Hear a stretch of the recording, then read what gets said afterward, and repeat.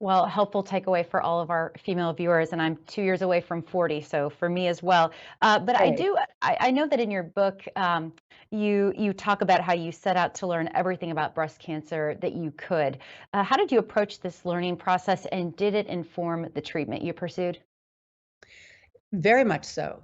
Now, I'm a lot older than you, so I come from an era, not to mention my dad was a doctor. I I felt like I didn't wanna go for a second opinion, like, I don't wanna, insult the doctor. But fortunately, my 3 daughters in their 30s said, "Uh-uh, you're going for a second opinion," and they're the right ones.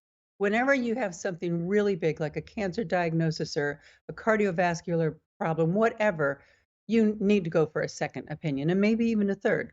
So the problem with the second opinion is sometimes you get it and it's really different. I went to, I got my first opinion from someone who had just come from a huge breast cancer conference, and she said, there's the standard of care, which is do surgery and then do ACT. And the way medicine is today, remember this was in 2015, 14, everybody just kinda gets that treatment. But she said, "It's going to change," and boy, has it. And she said, "The new thinking for triple negative, and the clinical trials have been good, is that we do chemo first." And she said, "And they're all we're all and I also wanna add another drug, carboplatin." So but we took ACT, turned it on its head, started with the Taxol and, added carboplatin, which is a pretty aggressive approach, but I had a really aggressive cancer. Triple negative is a very fast-growing kind of cancer. So we did that, and in the clinical trials, a lot of the women had a complete pathologic response, like, it was gone. So after I finished that first round, I think it was 8 weeks, we decided to do this I went back in for another, ultrasound, and we couldn't see anything, and we're like, "Wow, maybe it's actually all gone." So she did the surgery, which, of course, was a way smaller surgery. If I had done it in the beginning, I probably woulda had, a mastectomy. But because I had a 95% success with that first round, that tumor was shrunk down to practically nothing, and the smaller tumor was gone.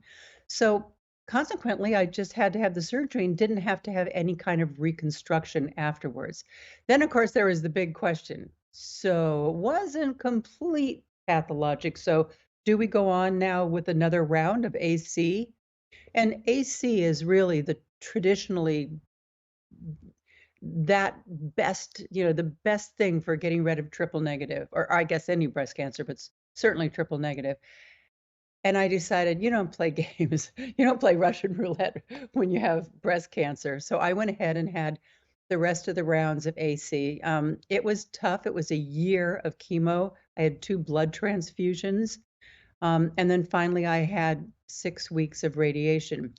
But, and I was bald for a year, and it's not only bald, but I remember I was going on, the Today Show right when right in the beginning when People Magazine was coming out, where I was bald on People Magazine, and I looked in the mirror and I washed my face that night, and I wiped my face, I looked in the mirror and I wiped off all my eyebrows and all my eyelashes all in one fell swoop, like, all gone.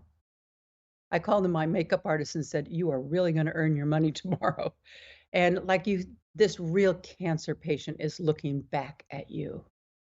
Um, but I think that, just going out and being the journalist that I am and asking a million questions and taking in that camera and asking all those questions so that everybody else could hear the answers and see what chemo looks like and see what radiation looks like and hear why they chose to have me be facing down during my radiation instead of facing up so that you don't have any scatter radiation, against your chest wall or into your heart. You don't want to end up with yet another problem. So, I'm delighted that a crummy diagnosis like breast cancer gave me an amazing opportunity to go out there and be an advocate for every other woman having to face this battle.